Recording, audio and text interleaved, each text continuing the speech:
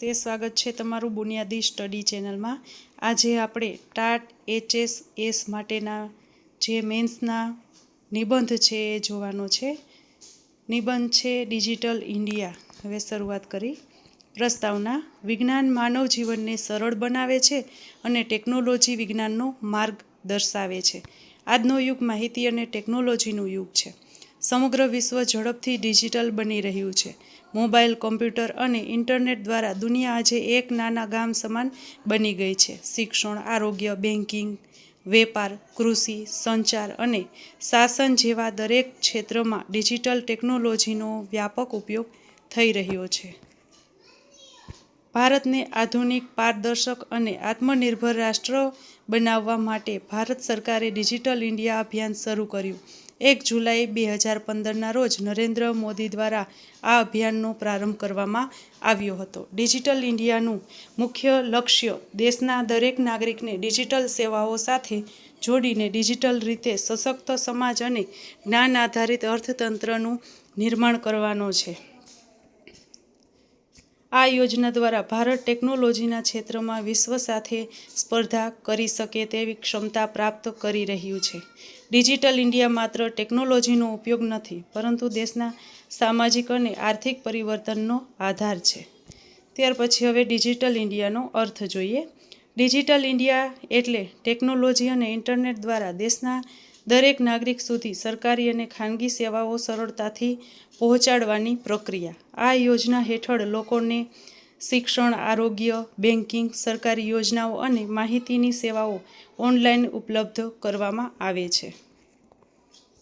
Digital ઇન્ડિયાનો હેતુ માત્ર શહેરો સુધી મર્યાદિત નથી, પરંતુ ગામડા સુધી વિકાસ પહોંચાડવાનો છે। સબકા સાથ સબકા વિકાસના વિચારને સાકાર કરવામાં ડિજિટલ ઇન્ડિયા ખૂબ મહત્વપૂર્ણ છે। ત્યાર પછી હવે જોઈએ ડિજિટલ ઇન્ડિયાના મુખ્ય હેતુઓ। તેમાં જોઈએ ડિજિટલ માળખું મજબૂત બનાવવું। દેશના દરેક ગામ અને શહેર સુધી હાઈ-સ્પીડ ઇન્ટરનેટ અને બ્રોડબેન્ડ સેવા પહોંચાડવી એ ડિજિટલ ઇન્ડિયાનું મુખ્ય લક્ષ્ય છે। આજના સમયમાં ઇન્ટરનેટ જ્ઞાન અને વિકાસનું શક્તિશાળી સાધન બની ગયું છે। ઇન્ટરનેટ દ્વારા લોકો દુનિયાભરની માહિતી મેળવી શકે છે અને વિવિધ સેવાઓનો લાભ લઈ શકે છે। ત્યાર પછી બીજો હેતુ જોઈએ સરકારી સેવાઓ ઓનલાઈન ઉપલબ્ધ કરાવવી। સરકારી સેવાઓ લોકોને ઝડપથી અને સરળતાથી મળી રહે તે માટે વિવિધ સેવાઓ ઓનલાઈન કરવામાં આવી છે। લોકો હવે આધાર કાર્ડ, પાન કાર્ડ, આવકનો દાખલો, જાતિનો દાખલો, લાયસન્સ અને અન્ય સેવાઓ ઘર બેઠા મેળવી શકે છે। આથી સમય અને ખર્ચ બંનેમાં બચત થાય છે। ત્યાર પછી ત્રીજો હેતુ છે ડિજિટલ સાક્ષરતા વધારવી। દરેક નાગરિક ટેકનોલોજીનો યોગ્ય ઉપયોગ કરી શકે તે માટે ડિજિટલ શિક્ષણ ખૂબ જરૂરી છે। સરકાર વિવિધ તાલીમ કાર્યક્રમો દ્વારા લોકોને કમ્પ્યુટર અને ઇન્ટરનેટનો ઉપયોગ શીખવે છે।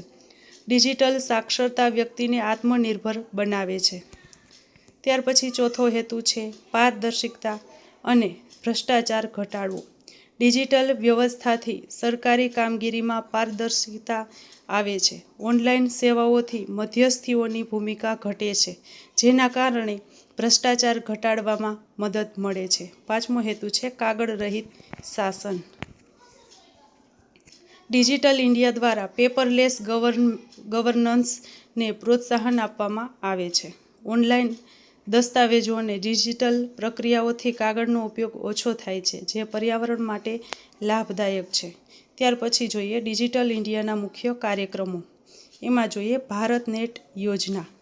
આ યોજના હેઠળ ગામડા સુધી હાઈ-સ્પીડ ઇન્ટરનેટ પહોંચાડવામાં આવે છે। આથી ગ્રામ્ય વિસ્તારોમાં શિક્ષણ, વેપાર અને માહિતીની સુવિધા વધી રહી છે।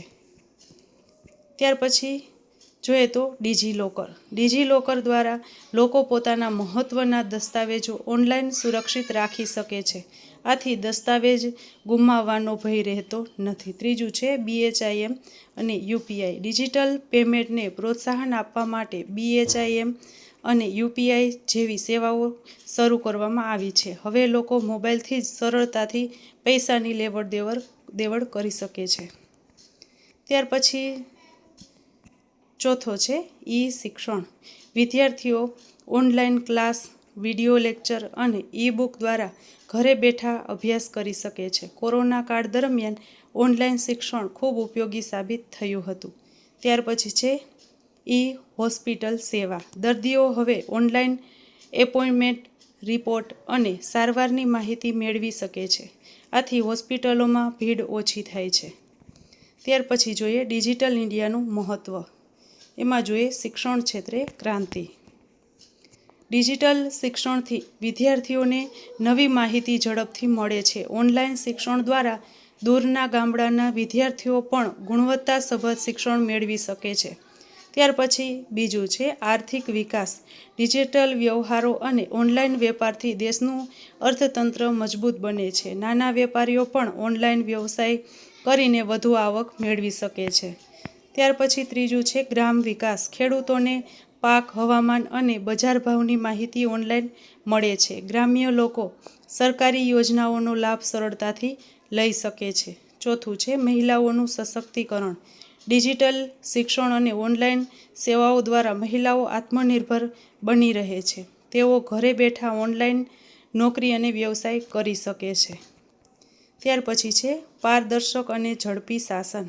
ડિજિટલ સેવાઓથી સરકારી કામગીરી વધુ સરળ અને ઝડપી બને છે. લોકો હવે ઘર બેઠા અનેક સેવાઓનો લાભ લઈ શકે છે. ત્યાર પછી હવે જોઈએ ડિજિટલ ઇન્ડિયાનો પડકારો. ડિજિટલ ઇન્ડિયાના પડકારોમાં જોઈએ તો ગ્રામ્ય વિસ્તારોમાં ઇન્ટરનેટ અને નેટવર્કની અછત. ભારતના ઘણા ગામડા અને દૂરના વિસ્તારોમાં હજુ પણ યોગ્ય ઇન્ટરનેટ અને મોબાઈલ નેટવર્ક ઉપલબ્ધ નથી.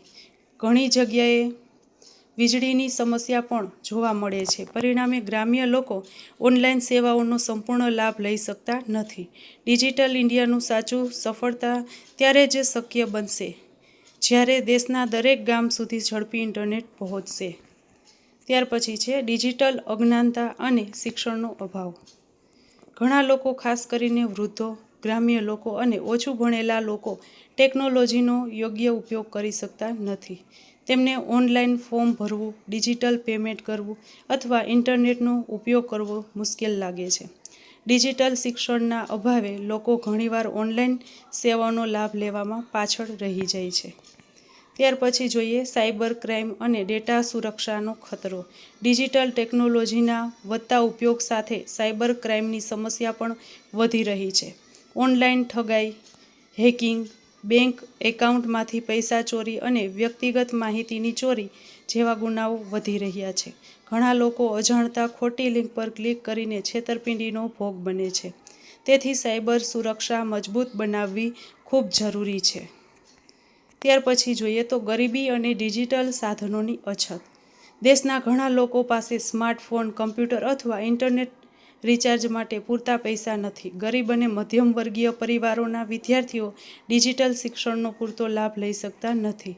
કોરોના કાળ દરમિયાન આ સમસ્યા વધુ સ્પષ્ટ થઈ હતી. ત્યાર પછી જોઈએ ભાષાની સમસ્યા. ઘણી ડિજિટલ સેવાઓ અંગ્રેજીમાં ઉપલબ્ધ હોવાથી ગ્રામ્ય અને પ્રાદેશિક ભાષા બોલતા લોકોને મુશ્કેલી પડે છે. દરેક વ્યક્તિ અંગ્રેજી ભાષા સમજતી નથી.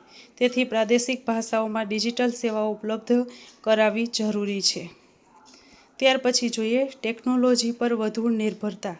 આજના સમયમાં લોકો નાના કામ માટે પણ ટેકનોલોજી પર વધુ નિર્ભર બન્યા છે. મોબાઈલ અને ઇન્ટરનેટના વધુ ઉપયોગથી સમયનો બગાડ, આરોગ્ય સમસ્યાઓ અને સામાજિક સંબંધોમાં ઘટાડો જોવા મળે છે. ત્યાર પછી જોઈએ તો બેરોજગારીનો ખતરો. ઓટોમેશન અને ડિજિટલ સિસ્ટમના વધતા ઉપયોગને કારણે કેટલાક પરંપરાગત કામોમાં માનવ શક્તિની જરૂરિયાત ઘટી રહી છે. આથી કેટલાક ક્ષેત્રોમાં બેરોજગારીની સમસ્યા ઊભી થઈ શકે છે. ત્યાર પછી જોઈએ તો ડિજિટલ ઇન્ડિયા સફળ બનાવવા માટેના ઉપાયો છે.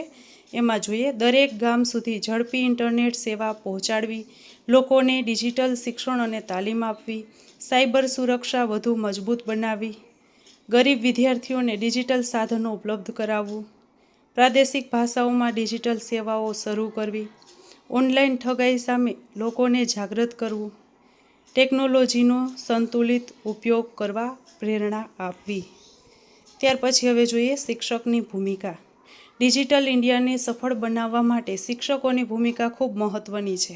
શિક્ષક વિદ્યાર્થીઓને ડિજિટલ સાધનોનો યોગ્ય ઉપયોગ શીખવે છે. શિક્ષકો વિદ્યાર્થીઓમાં વૈજ્ઞાનિક દૃષ્ટિકોણ અને ટેકનોલોજી પ્રત્યે જાગૃતિ લાવે છે. સ્માર્ટ ક્લાસ, પ્રોજેક્ટર અને ઓનલાઈન શિક્ષણ દ્વારા શિક્ષણને વધુ રસપ્રદ બનાવી શકાય છે. ત્યાર પછી કાવ્ય પંક્તિઓ જોઈએ. ટેકનોલોજીનો દીપ પ્રગટે, જ્ઞાનનો પ્રકાશ ફેલાય, ડિજિટલ ભારતના સપનાથી દેશ વિકાસના માર્ગે દોરાય. ત્યાર પછી છે નવું ભારત ડિજિટલ બનશે, વિશ્વમાં ગૌરવ પામશે, જ્ઞાન વિજ્ઞાનના પ્રકાશથી દેશ વિકાસે આગળ વધશે. ત્યાર પછી છેલ્લે ઉપસંહાર જોઈએ. ડિજિટલ ઇન્ડિયા ભારતના વિકાસ માટે અત્યંત મહત્વપૂર્ણ યોજના છે. આ અભિયાન દેશને આધુનિક, પારદર્શક અને આત્મનિર્ભર બનાવે છે. ટેકનોલોજીના યોગ્ય ઉપયોગથી શિક્ષણ, આરોગ્ય, વેપાર અને શાસન ક્ષેત્રમાં ક્રાંતિ આવી રહી છે. જોકે ઇન્ટરનેટની અછત, ડિજિટલ અજ્ઞાનતા અને સાયબર ક્રાઇમ જેવા પડકારોને દૂર કરવું પણ ખૂબ જરૂરી છે. જો સરકાર અને નાગરિકો મળીને ડિજિટલ ઇન્ડિયાને સફળ બનાવશે તો ભારત વિશ્વમાં એક શક્તિશાળી અને વિકસિત રાષ્ટ્ર તરીકે ઉભરી આવશે. ડિજિટલ ઇન્ડિયા માત્ર યોજના નથી, પરંતુ નવા ભારતના નિર્માણનો મજબૂત પાયો છે. ડિજિટલ ઇન્ડિયા વિકાસશીલ, પારદર્શક અને આત્મનિર્ભર ભારત તરફનું સુવર્ણ પગલું. આ સાથે આપણો આ વિડીયો પણ પૂર્ણ થાય છે. જો તમને મારા વિડીયો ગમતા હોય તો લાઈક કરજો, શેર કરજો અને સબસ્ક્રાઈબ કરજો. Thank you.